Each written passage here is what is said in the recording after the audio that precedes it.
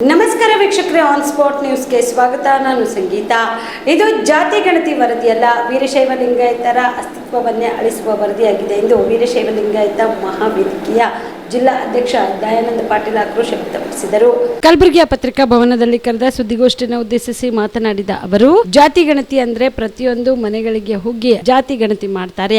ಆದ್ರೆ ಅತಿ ಹೆಚ್ಚು ಜನ ಇರೋ ಲಿಂಗಾಯತ ಸಮಾಜವನ್ನು ತುಳಿಯಲು ಜಾತಿ ಗಣತಿಯಲ್ಲಿ ಕಡಿಮೆ ಅಂಕಿ ಸಂಖ್ಯೆ ತೋರಿಸುತ್ತಿರುವುದು ಖಂಡನೀಯವಾಗಿದ್ದು, ಇನ್ನು ಜಾತಿ ಗಣತಿ ವರದಿಯನ್ನು ಸಿಎಂ ಕಚೇರಿಯಲ್ಲಿ ಸಿದ್ಧಪಡಿಸಲಾಗಿದೆ ಎಂದು ಕಿಡಿಕಾರಿದರು. ಜಾತಿ ಜನಗಣತಿಯ ಒಂದು ಏನು ವರದಿ ಇದೆ, ಅದನ್ನು ವೀರಶೈವ ಲಿಂಗಾಯತ ಮಹಾವೇದಿಕೆ ಜಿಲ್ಲಾ ಸಮಿತಿ ಕಲಬುರಗಿ ಅದನ್ನು ಧಿಕ್ಕರಿಸುತ್ತದೆ. ಕಾರಣ ಏನಂತಂದರೆ, ತಮಗೆಲ್ಲರಿಗೂ ತಿಳಿದಿರುವ ಹಾಗೆ ವೀರಶೈವ ಲಿಂಗಾಯತ ಒಂದು ಏನು ಸಮುದಾಯ ಇದೆ, ಕರ್ನಾಟಕದಲ್ಲಿ ಅತಿ ದೊಡ್ಡ ಸಮುದಾಯ. ಸುಮಾರು ನಮ್ಮ ಅಂದಾಜಿನ ಪ್ರಕಾರ 2 ರಿಂದ 2.5 ಕೋಟಿ ಜನ ವೀರಶೈವ ಲಿಂಗಾಯತ ಒಳಪಂಗಡಗಳನ್ನು ಸೇರಿ ಹೊಂದಿರ್ತದೆ. ಯಾಕಂತಂದರೆ ವೀರಶೈವ ಲಿಂಗಾಯತ ಸಮುದಾಯದಲ್ಲಿ 101 ಒಳಪಂಗಡ ಹೊಂದಿರತಕ್ಕಂಥ ಒಂದು ದೊಡ್ಡ ಸಮುದಾಯ, ಅದರದೇ ಆದಂಥ ಅಸ್ತಿತ್ವ ಮತ್ತು ಇತಿಹಾಸವನ್ನು ಹೊಂದಿರತಕ್ಕಂಥ ಸಮುದಾಯ. ಈ ಒಂದು ಜಾತಿ ಗಣತಿ ಏನಿದೆ ಅಂತಂದರೆ, ಸರ್ಕಾರಕ್ಕೆ ವೀರಶೈವ ಲಿಂಗಾಯತರೇ ಟಾರ್ಗೆಟ್ ಅಂತಕ್ಕಂಥದ್ದು ಮೇಲ್ನೋಟಕ್ಕೆ ಕಂಡುಬರ್ತದೆ. ಯಾಕಂತಂದರೆ ಕರ್ನಾಟಕದಲ್ಲಿ ಬರೀ 60 ಲಕ್ಷ ಲಿಂಗಾಯತರನ್ನು ತೋರಿಸಿರ್ತದ್ದು ಇದು ಒಂದು ಖಂಡನೀಯ ವಿಚಾರ. ಯಾಕಂತಂದರೆ ಯಾವುದೇ ಮನೆ ನಗರಕ್ಕೆ ಮತ್ತು ಯಾವುದೇ ಒಂದು ಹಳ್ಳಿಗೆ ಮತ್ತು ಯಾವುದೇ ಒಂದು ಜನರನ್ನು ನೇರವಾಗಿ ಸಂಪರ್ಕಿಸದೆ ಬರೀ ಮುಖ್ಯಮಂತ್ರಿಗಳ ಕಚೇರಿಯಲ್ಲಿ ಕುಳಿತುಕೊಂಡು ತಾವು ಲೆಕ್ಕಪತ್ರ ತೋರಿಸಿರುವುದು ಇದು ಸಮಾಜಕ್ಕೆ ಅಪಾಯಕಾರಿ ಬೆಳವಣಿಗೆ ಅಂತಕ್ಕಂಥದ್ದು ಈ ಒಂದು ಸಂದರ್ಭದಲ್ಲಿ ತಮ್ಮಲ್ಲಿಗೆ ಹೇಳ್ಕೊಡ್ತದೆ. ಮಾಧ್ಯಮ ಮಿತ್ರರಲ್ಲಿಯೂ ತಮಗೆ ಗೊತ್ತಿರ್ತದೆ, ತಮಗೂ ಕೂಡ ಈ ಜನಗಣತಿಯ ಒಂದು ವಿಚಾರವಾಗಿ ಯಾರೂ ಬಂದು ನೇರ ಸಂಪರ್ಕ ಮಾಡಿರಲಿಕ್ಕಿಲ್ಲ. ಸೊ ಹಾಗಾಗಿ ಇಷ್ಟೊಂದು ಬಹಿರಂಗ ಸತ್ಯ ಇದ್ದರೂ ಕೂಡ ಸರ್ಕಾರ ಈ ವರದಿಯನ್ನು ಜಾರಿ ಮಾಡಲು ಹೊರಟಿದೆ. ಒಂದು ವೇಳೆ ಇದು ಜಾರಿ ಮಾಡಿದರೆ ನಾವು ಸಂಪೂರ್ಣವಾಗಿ ಅದರ ವಿರುದ್ಧ ಹೋರಾಟ ಮಾಡ್ತೀವಿ.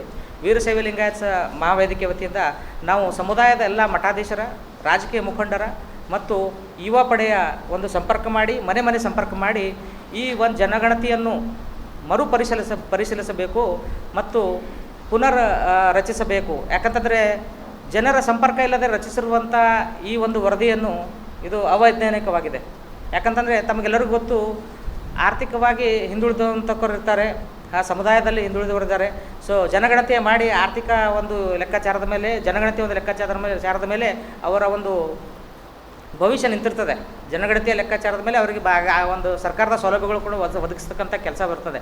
ಆದರೆ ಈ ಥರ ಸುಳ್ಳು ಲೆಕ್ಕ ತೋರಿಸಿರೋದ್ರಿಂದ ಸಮುದಾಯಕ್ಕೆ ಅನ್ಯಾಯವಾಗಿದೆ ಅಂತಕ್ಕಂಥ ಒಂದು ಮಾತನ್ನು ಇಲ್ಲಿ ಖಡಾಖಂಡಿತವಾಗಿ ನಾನು ವೀರಶೈವ ಲಿಂಗಾಯತ ಮಹಾವೇದಿಕೆ ವತಿಯಿಂದ ಇಲ್ಲಿ ಹೇಳಿ, ಈ ವರದಿಯನ್ನು ನಾವು ಸಂಪೂರ್ಣವಾಗಿ ತಿರಸ್ಕರಿಸ್ತೇವೆ. ಈ ವರದಿ ಸಂಪೂರ್ಣವಾಗಿ ಜಾರಿ ಮಾಡಿದರೆ ರಾಜ್ಯಾದ್ಯಂತ ನಾವು ಹೋರಾಟ ಮಾಡ್ತೇವೆ ಅಂತಕ್ಕಂಥ ಎಚ್ಚರಿಕೆಯನ್ನು ಈ ಸಂದರ್ಭದಲ್ಲಿ ತಮ್ಮ ಮುಖಾಂತರ, ಮಾಧ್ಯಮದ ಮುಖಾಂತರ ನಾನು ಕೊಡಲು ಬಯಸುತ್ತೇನೆ. ಬಿಪಿಎಲ್ ರೇಷನ್ ಕಾರ್ಡ್ ಹಾಗೂ ಆಯುಷ್ಮಾನ್ ಕಾರ್ಡ್ ಫಲಾನುಭವಿಗಳಿಗೆ ಸುಜಿನಿ ಆಸ್ಪತ್ರೆಯಲ್ಲಿ ಉಚಿತ ಚಿಕಿತ್ಸೆ. ಕಲಬುರಗಿಯಲ್ಲಿ ಸ್ತ್ರೀ ರೋಗ ಹಾಗೂ ಮಕ್ಕಳ ಚಿಕಿತ್ಸೆಗಾಗಿಯೇ ಪ್ರತ್ಯೇಕ ಆಸ್ಪತ್ರೆ ಪ್ರಾರಂಭ. ಸುಜಿನಿ ಕಲ್ಯಾಣ ಕರ್ನಾಟಕ ಭಾಗದ ಅತ್ಯಾಧುನಿಕ ತಾಯಿ ಮತ್ತು ಶಿಶುವಿನ ಆರೈಕೆಯ ಆಸ್ಪತ್ರೆ.